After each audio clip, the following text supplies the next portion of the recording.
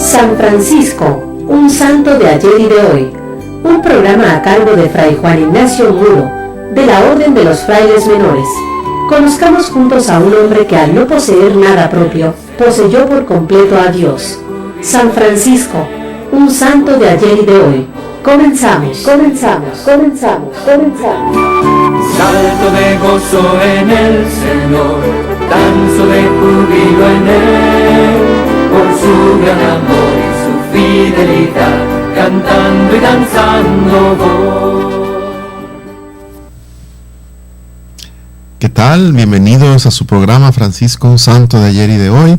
Gracias por estarnos acompañando. Y bueno, aquí estamos al inicio de esta semana, enviando desde aquí saludos a todas las personas que nos escuchan, a todos aquellos que nos hacen el favor de recibirnos en sus hogares. Y bueno, comenzando siempre con nuestro programa, vamos a empezar siempre con el esquema de diario, es decir, primero algunas figuras de santos franciscanos. En esta semana tenemos básicamente dos, pero quiero empezar a hablar de otro que es la próxima semana. Se llama, empezamos pues entonces. El primero se llama San Ignacio de Laconi. Es un fraile capuchino sardo del 1700. Un hermano laico, humilde, no frecuentó la escuela, no aprendió a escribir. A los 20 años vistió el hábito franciscano entre los capuchinos. Durante 15 años vivió en diversos conventos, ejerciendo el oficio de limosnero en el refectorio, etc. A partir de 1741 y hasta su muerte, fue limosnero en la ciudad, en la capital, donde daba un ejemplo de sencillez, de bondad, de cercanía a toda la gente. Es pues una grande figura de un hombre que se santificó así, pudiéramos decir ignorante en su época, alguien que, como dijimos, ni siquiera sabía leer ni escribir, y sin embargo esto no fue para él impedimento para que se acercara a la gente, expresara su fe, tratara de ayudar a las personas, a veces con una palabra de aliento. Era limosnero, andaba en la calle pidiendo ayuda para el convento. En aquella época había este oficio. 1 o 2 frailes eran designados para salir con un costal y iban de puerta en puerta a ver lo que la gente les podía regalar para el convento. Generalmente les daban especies, que una gallina, que un poco de azúcar, que un poco de sal. Si la gente sembraba o cuando habían sembrado les daban alguna fanega, o sea, una medida de grano, en fin. Y él utilizaba o aprovechaba este encuentro para comunicarse, para transmitir a todas las personas su fe, su convicción de la necesidad de Dios. Entonces, un santo muy venerado en esta isla de Cerdeña, un santo allí muy querido, un santo que por su cercanía, esa transmisión sencilla de la fe hizo que mucha gente se acercara a Dios. Aquí tenemos pues un ejemplo importante para nosotros hoy. A veces pensamos que no podemos evangelizar porque no sabemos, porque no entendemos, y no basta. En la fe, para transmitir la fe no es importante saber. Lo importante es amar, como escuchábamos ayer en el Evangelio. Cuando sabes amar, cuando sabes transmitir la ternura de Jesús, la presencia del Señor Jesús, esta mirada que se compadece, que sufre con, padece con, entonces tú estás transmitiendo algo del Evangelio, y esto lo podemos hacer cualquiera. Bueno, pues aquí tenemos entonces una imagen, un santo hermano laico capuchino, que así, en esta sencillez del limosnero, se llamaba los limosneros en esa época, consiguió el ideal de la vida cristiana, una grande fe y transmitir la alegría de la fe a todos aquellos con los que él se relacionaba. Él se celebra entonces el 11 de mayo. Y tenemos otro santo, un santo que también capuchino, se llama San Leopoldo Mandić de Castelnuovo. Como su nombre lo indica, pues era de origen croato, pero nació en Herceg-Novi, en Croacia. Es de 1866. Ya desde joven se sintió llamado a trabajar por la unidad de los ortodoxos con la Iglesia Católica. Se hizo franciscano, capuchino, sacerdote. Y él se distingue porque, ordenado sacerdote, pidió permiso para irse a las misiones, pero nunca se lo concedieron porque era una persona de estatura muy bajita y también de una complexión de salud muy débil. Como su tenía también un pequeño defecto de pronunciación en el habla, por lo que no predicaba bien en realidad. Y entonces él le pidió al Señor que lo inspirara, que le ayudara a entender cuál era su lugar, cómo debía servirlo. Y poco a poco fue descubriendo que él tenía un gran don para hablar directamente con las personas. Y entonces fue así como, en medio de las diversas tareas que siempre le encomendaban, se distinguió por ser un grande confesor. Era malo para predicar, no hablaba bien, ni siquiera el italiano tampoco. Y bueno, se dice que durante 40 años estuvo siempre dispuesto a acoger, escuchar, consolar y reconciliar a innumerables penitentes de la iglesita capuchina de Padua, donde murió en el año de 1942.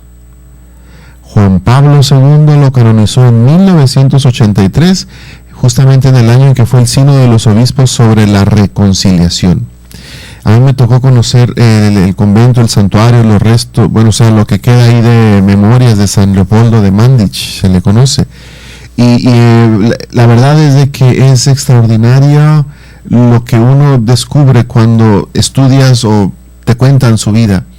Las horas que pasaba él confesando, él siempre dispuesto a acoger a una persona que llegara buscando hablar con un sacerdote, sobre todo cuando buscaban reconciliarse. La verdad es que es un grande apostolado. A nosotros los padres nos cuesta a veces mucho trabajo, de pronto porque andamos en la carrera de un lado al otro, y también porque a veces las personas, ¿cómo decirlo? Pues cuando se les ocurre, ¿verdad? A lo mejor cuando la gracia los toca y todo lo demás, pero San Leopoldo, dándose cuenta de esto, dejó a un lado todas las otras cuestiones, todas las otras tareas, para decidir, esto entonces donde yo puedo servir mejor, esto es lo que voy a hacer. Y fue así como él descubrió que esta era su particular vocación dentro de esta llamada como religioso y sacerdote, a servir al pueblo de Dios de esta manera, repito, y fue así como él se dedicó a este famoso apostolado de la reconciliación, de la escucha, de la acogida a los penitentes. Es lo que lo distingue, es lo que lo hizo famoso, y es lo que le ganó en el momento de la canonización este elogio de parte de San Juan Pablo II, y que lo pone como ejemplo de alguien que está un sacerdote siempre preocupado y siempre dispuesto a reconciliar a quien se acerque a la hora que se acerque. Yo creo que nos vería bien a todos los que somos presbíteros estudiar esta imagen, esta figura, sobre todo en este año que comenzará en este otoño, el año del santo de la reconciliación. Ojalá Dios nos conceda a todos un poco esta gracia, esta paciencia, y a las personas de veras buscar reconciliarnos con Dios y no estar de pronto solo cuando se nos ocurre tratando de ganar tiempo. Recordemos siempre que cuando la indulgencia plenaria se gana siempre cuando es un año santo convocado por el Santo Padre, con este deseo, al reconciliarnos, al menos la intención de veras iniciar un camino de conversión, un camino de acercamiento a Dios, un camino en el que, obviamente estamos llamados a modificar ciertos hábitos, a ajustar ciertas actitudes nuestras, que se convierta en nosotros como un signo de que de veras queremos liberarnos de todo aquello que de pronto nos oprime, que no nos deja vivir en paz.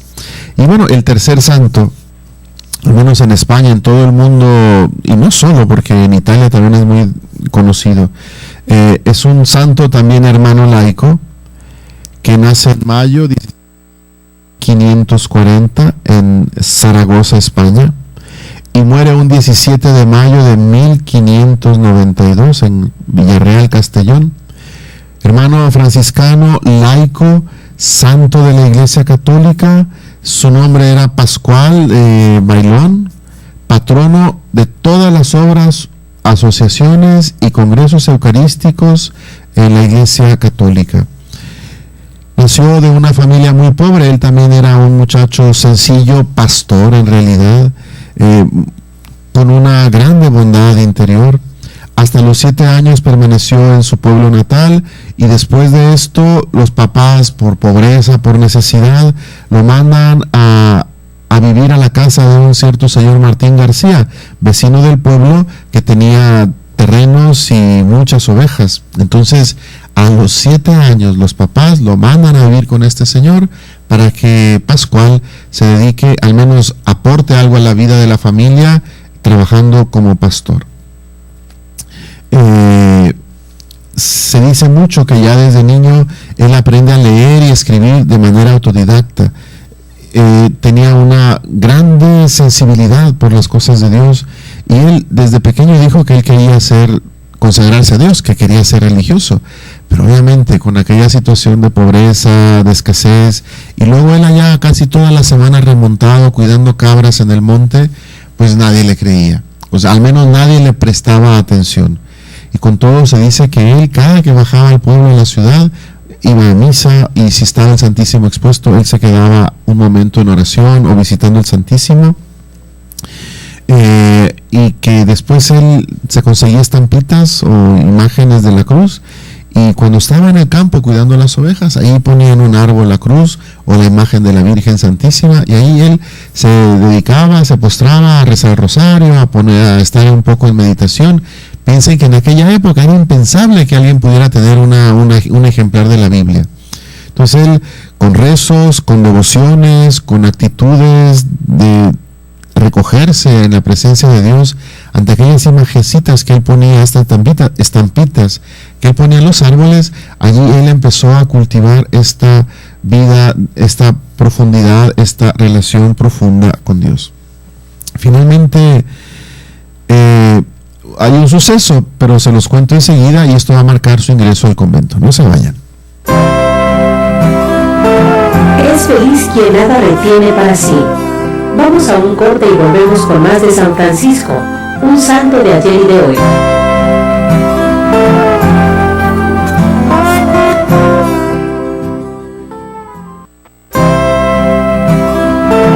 Ya estamos de regreso en San Francisco, un santo de ayer y de hoy, con Fray Juan Ignacio Muro Arechiga.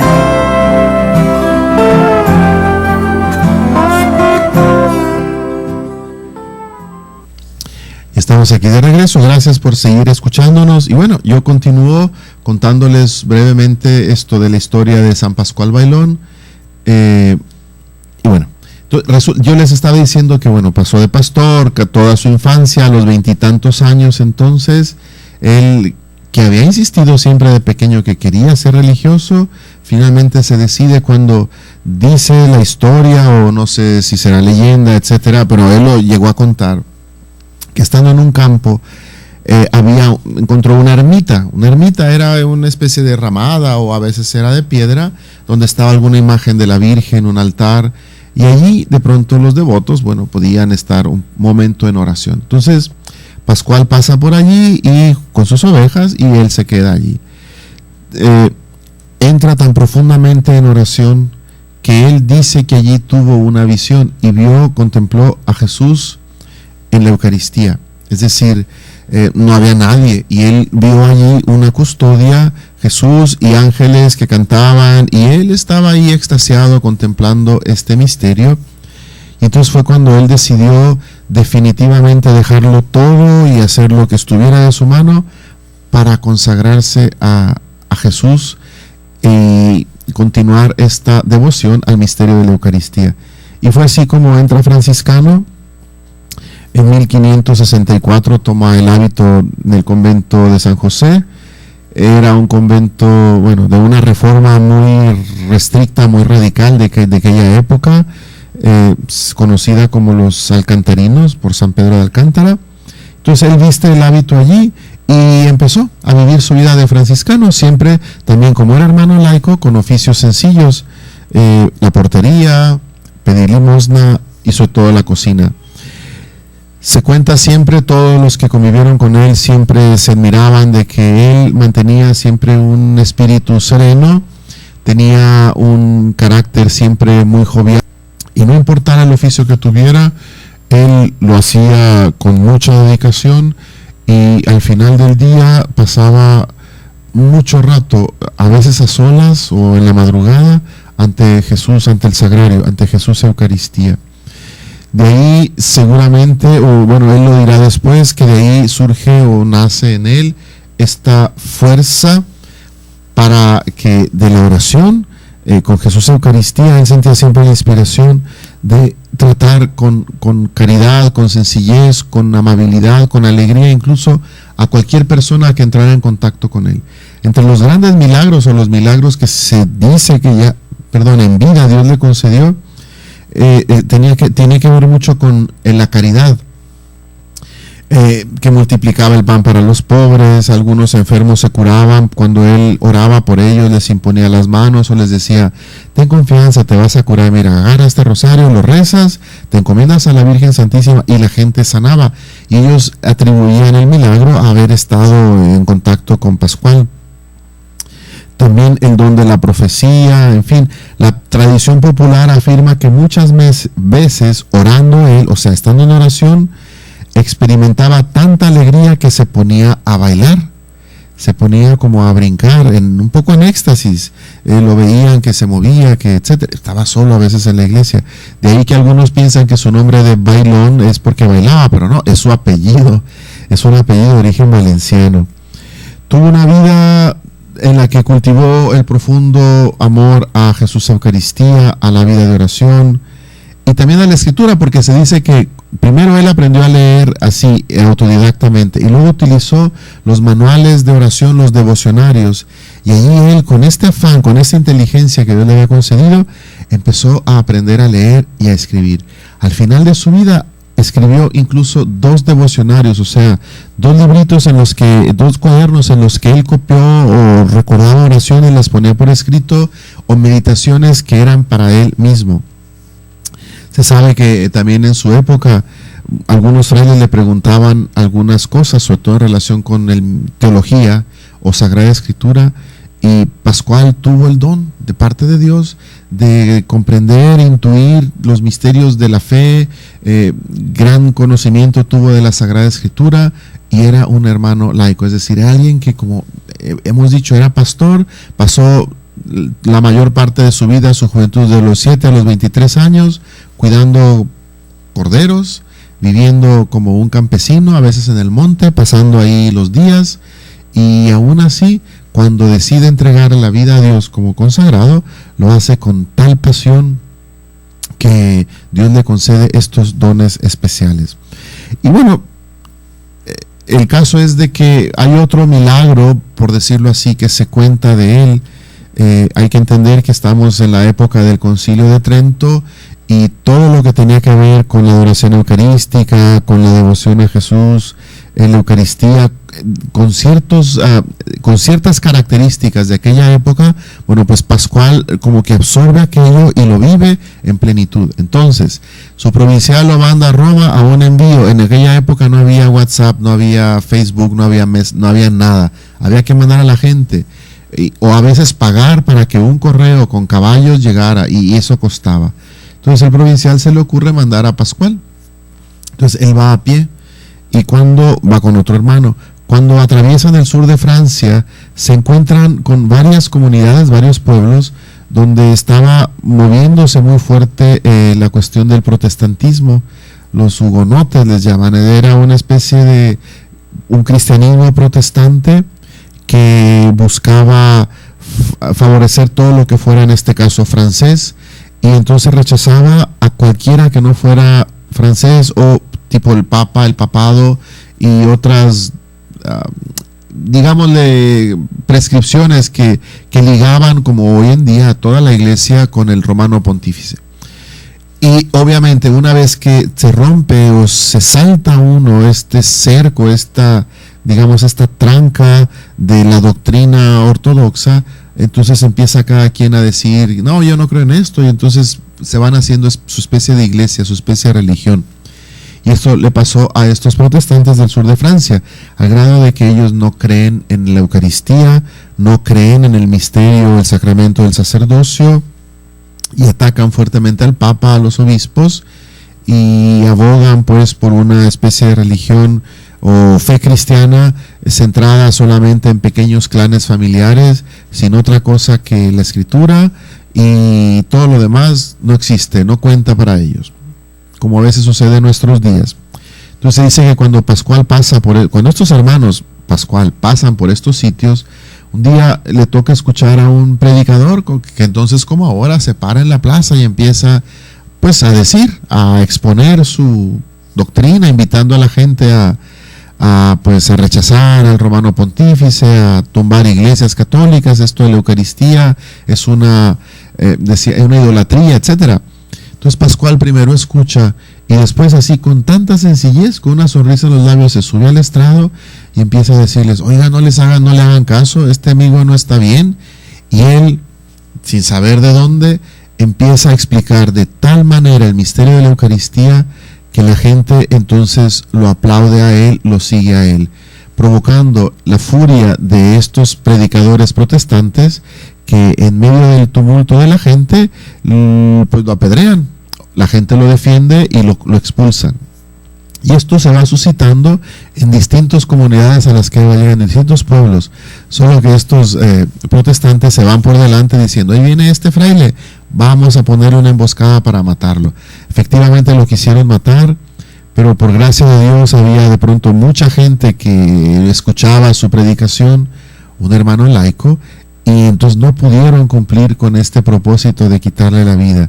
Así fue que el hermano Pascual llega a Roma, hace el encargo que tenía que hacer con el superior general, el ministro general, cumple con la tarea y después regresa, lo envían por barco para que ya no se exponga al peligro que se supo que corrió en el sur de Francia. En fin, un último detalle a propósito de San Pascual Bailón. Casi en todas las cocinas de los conventos franciscanos está una imagen de San Pascual, donde él está tal vez cocinando, y a un lado el Santísimo con ángeles que están en adoración. Él llegará a decir que de pronto estaba en la cocina cocinando, y cuando estaba así a hacer la cocina y él dirigía su cabeza o así hacia la dirección donde estaba el sagrario, que él de pronto guardaba unos instantes de silencio y hacía un acto de adoración a Jesús, porque decía: aunque no te veo, yo sé que estás ahí. De ahí pues que surge esta tradición de que él contemplaba a Jesús Eucaristía aún cocinando o en la portería, y que a veces se quedaba en éxtasis y que eran los ángeles los que cocinaban.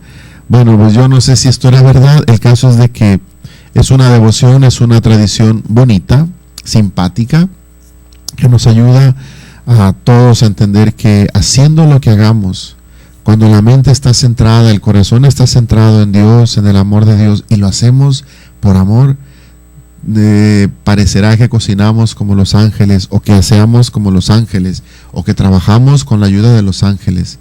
Todo nos saldrá bien. Bien, pues que San Pascual, San Ignacio de Laconi y San Leopoldo de Castelnuovo intercedan por nosotros y nos inspiren en nuestra vida cristiana, en todas nuestras actividades, sea cual sea nuestra vocación, para que también nosotros, animados por el ejemplo de ellos, podamos vivir así, plenamente, felizmente, nuestra vocación cristiana. Sobre todo estos tres religiosos en este año de la vida consagrada, les pedimos que intercedan por todos nosotros. En España San Pascual es muy famoso, y no solo en Italia. En la zona de Nápoles, también a San Pascual las mujeres le dicen una oración muy simpática pidiéndole novio, un novio bueno y que sea amable y guapo como él. No se vayan. Es feliz quien nada retiene para sí. Vamos a un corte y volvemos con más de San Francisco, un santo de ayer y de hoy.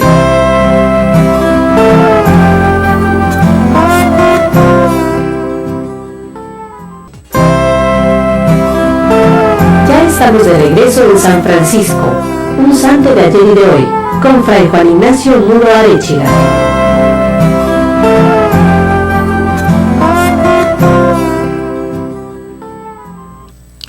Aquí estamos de regreso, gracias por seguir con nosotros en su programa Francisco, un santo de ayer y de hoy.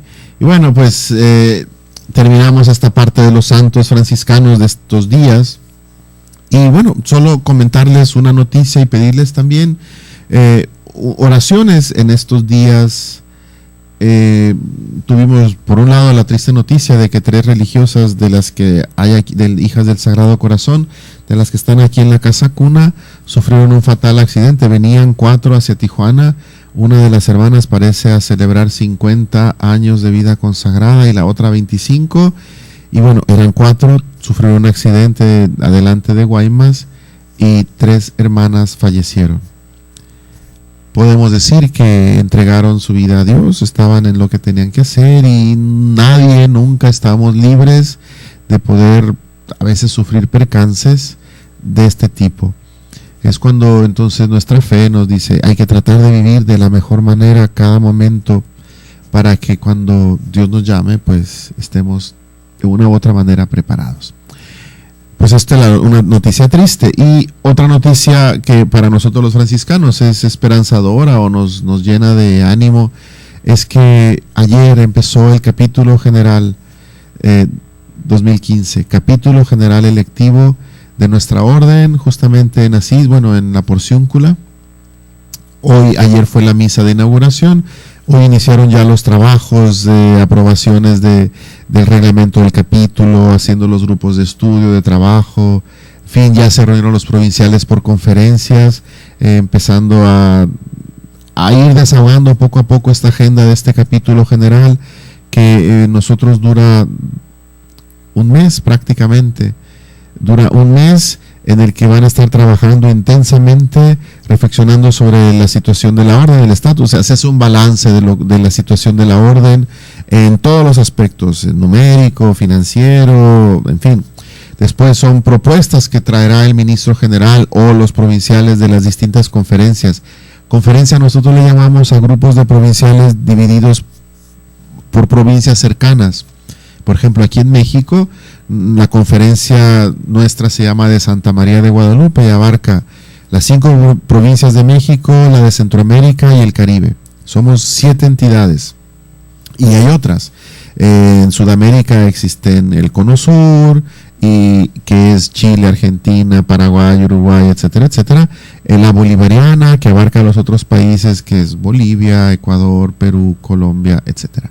Entonces, en Estados Unidos otra conferencia, en África, en Asia, en fin. Entonces se reúnen los provinciales de estas provincias que forman una conferencia porque son una región más o menos afín, cercana y con una problemática, una situación más o menos afín.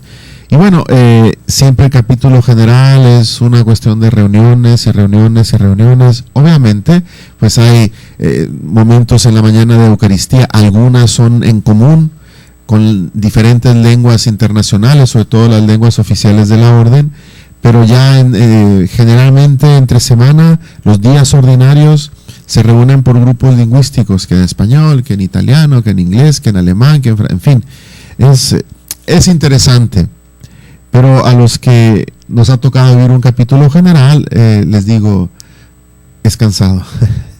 Así que oremos por estos hermanos capitulares, para que les vaya bien, para que se dejen inspirar por el Espíritu Santo, para que se dejen conducir y después el capítulo pueda traer para todos nosotros elementos que nos ayuden a vivir, a potenciar nuestra vocación franciscana, al menos en esta búsqueda de fidelidad a Dios. Entonces, inicia el capítulo general, ya les iremos dando algunas informaciones en estos programas, un poco como chisme, ¿no? Pero bueno, yo creo que vale la pena. Todos los que somos franciscanos, esto un poco nos llama la atención. Si van a reelegir a este ministro general o no, qué va a pasar, en fin, el día de las elecciones, quiénes van a ser los consejeros generales, a lo mejor sobre todo para América Latina, que esto nos interesaría más. Pero bueno, qué bonito es los que les toca estar en el capítulo. Y bueno, a mí que me tocó vivir esta experiencia, le digo, qué bonito no estar allí. Es cansado, es muy cansado. Es un mes de trabajos intensos, mañana, tarde, noche. Es a veces problemas, o sea, situaciones que no tienen salida fácil. Estar escuchando informes es pesado, es muy cansado. Por eso, que Dios los bendiga y que les vaya muy bien, y desde aquí rezamos por ellos y vemos las noticias y esto es más bonito. Y bueno, pasemos ahora a reflexionar sobre esta manera de vivir al estilo de Francisco. Ya la semana pasada hablamos un poco de la llamada que todos tenemos a esta vida en común, vida en fraternidad, es decir, a saber estar, vivir con el hermano. Justamente utilizamos estas dos palabras, encontrarse y estar con los hermanos, saber encontrar, saber disfrutar, saber estar allí. Y era una visión, bastante positiva. Hoy es la segunda parte, aprender a relacionarse con los hermanos. Ciertamente ya la semana pasada hablábamos un poco de esta llamada cuando decíamos estar, e insistíamos en cómo nuestro mundo, el mundo de hoy, tiene esta profunda necesidad de comunicación, de amistad, pero al mismo tiempo nosotros mismos nos bloqueamos con estos medios de comunicación que son engañosos. Nos prometen algo que no nos pueden dar, nos prometen cercanía, comunicación, pero no es cierto, porque cada uno de nosotros nos comunicamos solamente cuando queremos, el tiempo que queremos dedicarlo o cuando podemos.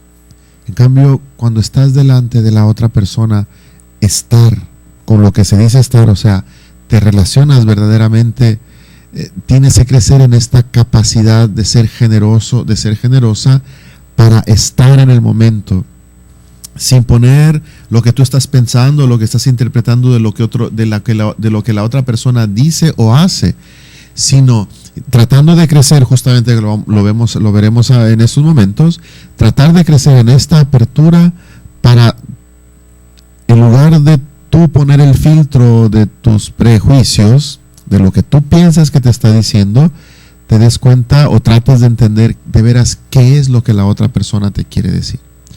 Esto es interesante porque sucede en todos los ámbitos, aun cuando leemos algo.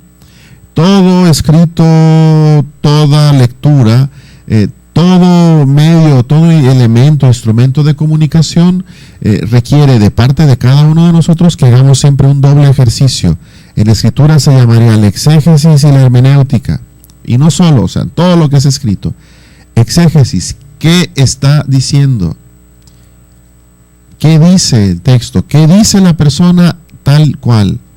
Y hermenéutica, ¿qué me quiere decir? ¿Qué me está dando a entender? ¿Qué me está queriendo decir? Es aquí donde de pronto se nos dificulta un poco la comunicación. Pero bueno, sabemos bien, lo decíamos ya la semana pasada, cómo para Francisco el hermano es un don, es un regalo. Entre los grandes y muchos dones que el Señor nos concede en la vida está sin duda el de podernos relacionar con los demás. Y aquí sería un buen momento para pensar cuánto bien, cuánta alegría, cuántos momentos de felicidad, de satisfacción nos ha dado estar con amigos o con gente que amamos o que nos ama. Ayer simplemente celebrábamos, el Día de las Madres.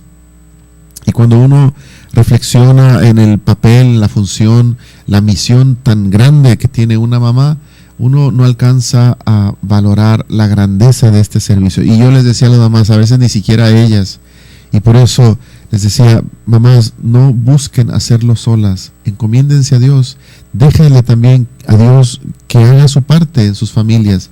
Si ustedes tratan de vivir su maternidad, ustedes solas se van a equivocar.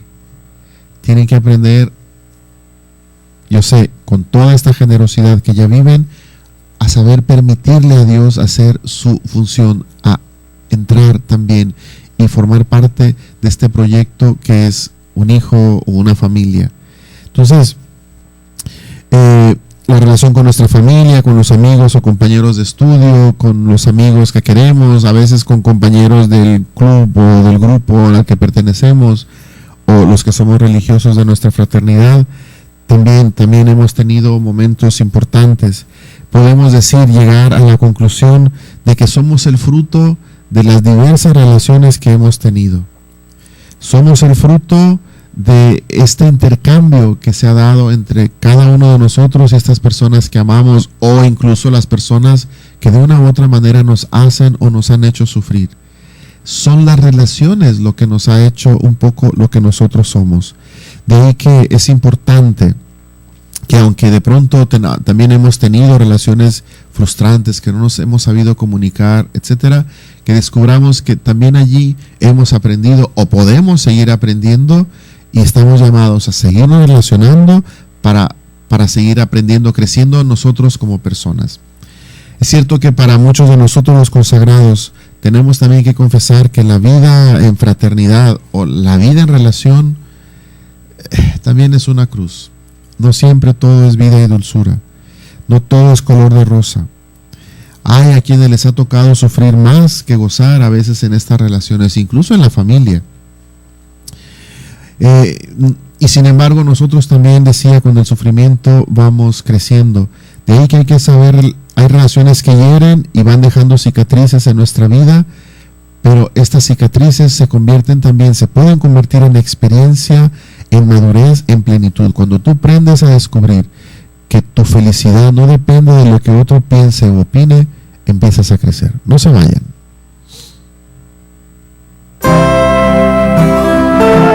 Es feliz quien nada retiene para sí. Vamos a un corte y volvemos con más de San Francisco, un santo de ayer y de hoy.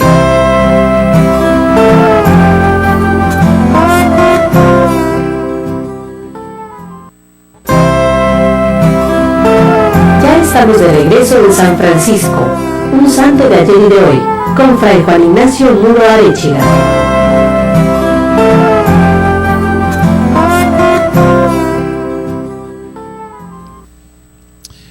Estamos de regreso. Gracias por acompañarnos, gracias por seguir con nosotros. Y bueno, solamente me toca decir ahora que para Francisco esta experiencia de sufrimiento y plenitud en la fraternidad se convirtió en una conciencia de que no podemos ser cristianos, ni siquiera podemos ser personas, si no es en relación.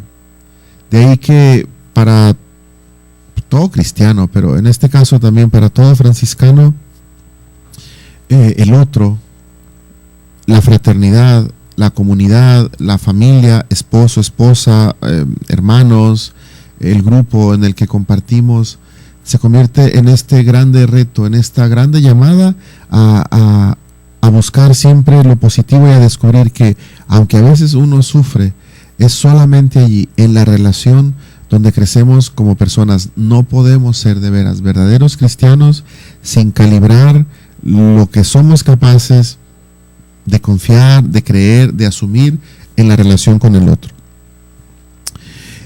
Para Francisco entonces, él opta por todo aquello que favorece y forma la fraternidad, y rechazaba todo aquello que bloqueaba, impedía la fraternidad, es decir, el aislamiento, el egoísmo, el estar yo solamente cómodo. Relacionarse con los hermanos, fueran conocidos o desconocidos, y amarlos, vivirlos, fue una opción que marcó a Francisco por encima como una opción verdaderamente evangélica. Es como si Francisco hubiera entendido esto que decíamos, que no existe cristianismo sin hermanos, y por ello la primera decisión a la que invita a Francisco es a proclamar, que proclamemos cada uno de nosotros que no podemos ser personas sin hermanos, no podemos ser felices a solas. La fraternidad nos potencia, o sea, fraternidad, cuando digo fraternidad, hablo de esta relación, incluso la familia, madres o padres e hijos padres, padres entre ellos, etcétera, ¿no? Entonces, una de las claves que tal vez ayuda a Francisco a descubrir la grandeza de la fraternidad es tratar de mirar siempre positivamente al otro. Se dice que Francisco proyectaba sobre el otro una mirada siempre de amor. Y a propósito del Evangelio de ayer domingo, ¿qué significa amar? Muchos somos simplemente consumidores de afecto. Queremos afecto, queremos estar a gusto, queremos que todos nos entiendan, queremos que todos nos comprendan, queremos tener control sobre los otros, sobre nosotros mismos. Pero tarde que temprano nos enfrentamos con la realidad de nuestros límites. Entonces, cuando tú descubres tus límites, que también de pronto no te sabes comunicar, que también de pronto, aún sin quererlo, con tus actitudes un poco lastimas, ofendes, sacudes al otro, entonces empiezas a crecer en esta capacidad de tener calma y decir, a ver, me voy a esperar. Y se dice, bueno, que Francisco proyectaba siempre una mirada positiva, una mirada de fe en el otro. ¿Qué quiere decir esto? Quiere decir que más allá de etiquetar o juzgar a una persona y decir este o esta es así, Francisco siempre dejaba el espacio a la fe, es decir, a una actitud de la gracia, a una actitud de fe en que la gracia está trabajando en aquella persona. Entonces, más allá de juiciar o de criticar, Francisco tenía esta actitud de espera, de decir, Dios es poderoso, Dios va a hacer su obra, Dios va a salir triunfante, yo colaboro, a veces con el silencio, con una actitud positiva, con una actitud acogedora. Como que trataba a los demás como si fueran aquello que deberían de ser. No sé si me voy a entender. Un hijo de Dios, un cristiano que representa a Dios, y entonces Francisco, que es un sacramento de Jesús, entonces Francisco trataba a todas las personas así, como un sacramento de Jesús, como si fuera un santo, como si fuera una persona que en medio de dificultades ha sobrevivido y es buena y está bien. Y entonces aquella bondad con la que Francisco trataba, aquel respeto, aquella no enjuiciar con que Francisco trataba al otro, esto provocaba una reacción en el interlocutor y hacía que aquella persona volviera a experimentar la posibilidad de ser diferente, de cambiar, la posibilidad de sentirse a gusto, de confiar, de volver a confiar en medio de una sociedad que nos ha vapuleado, que nos ha lastimado. Francisco provocaba la confianza al grado de que de veras todo el mundo lo sentía, lo amaba, lo experimentaba como un hermano. Algunas personas se sabe que solo le encontraron poco tiempo, pasaron, no sé, 1 día, 2 días, 3 días con él, cuando él iba de camino.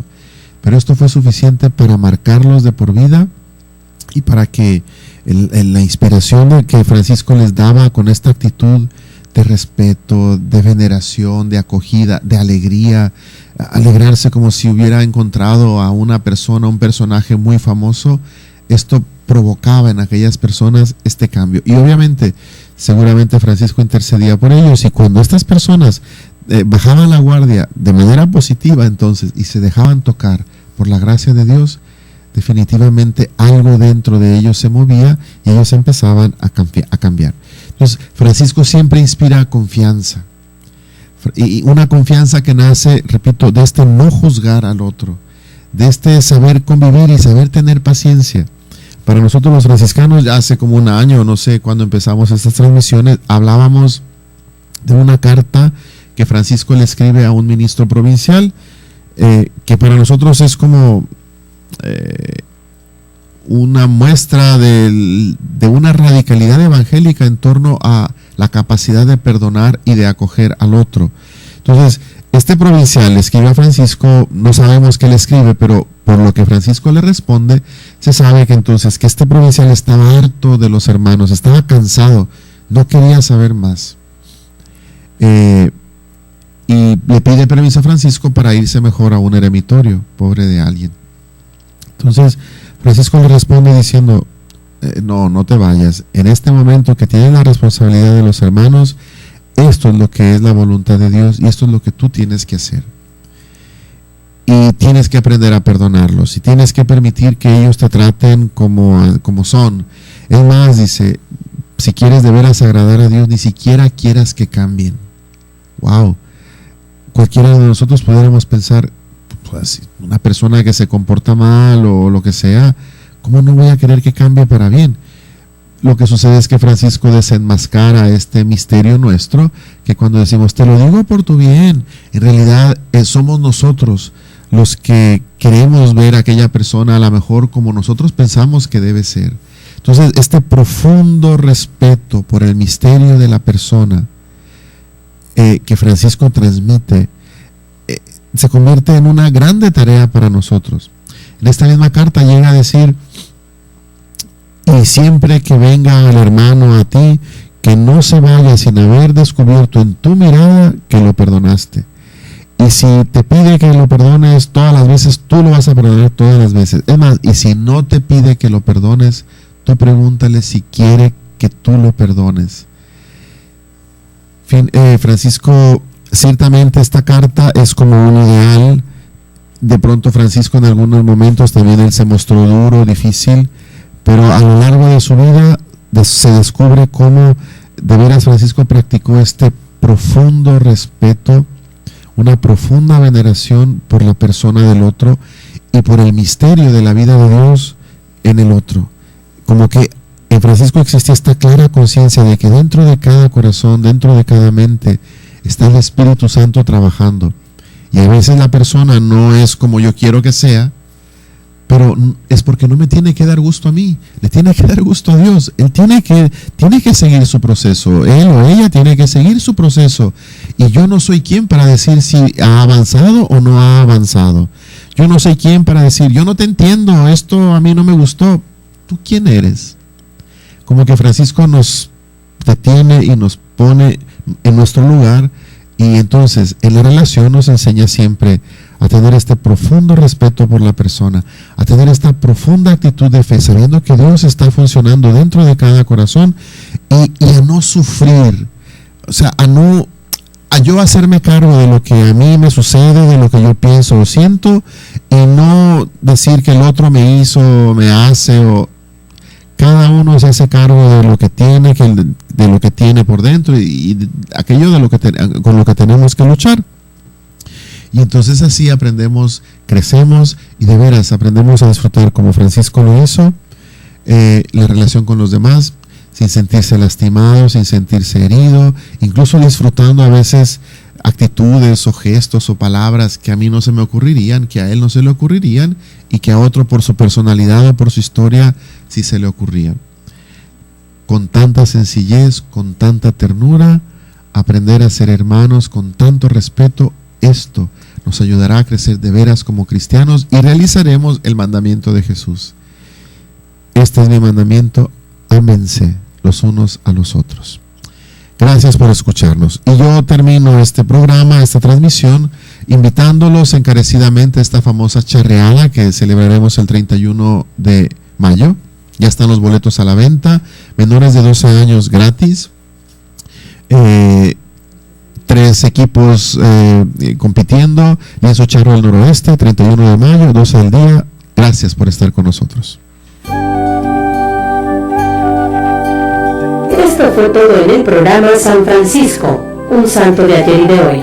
Esperamos contar contigo en el siguiente programa. En esto es en lo que podemos gloriarnos, en nuestras flaquezas y en llevar a cuesta cada día la santa cruz de nuestro Señor Jesucristo. Dios te bendiga y hasta la próxima.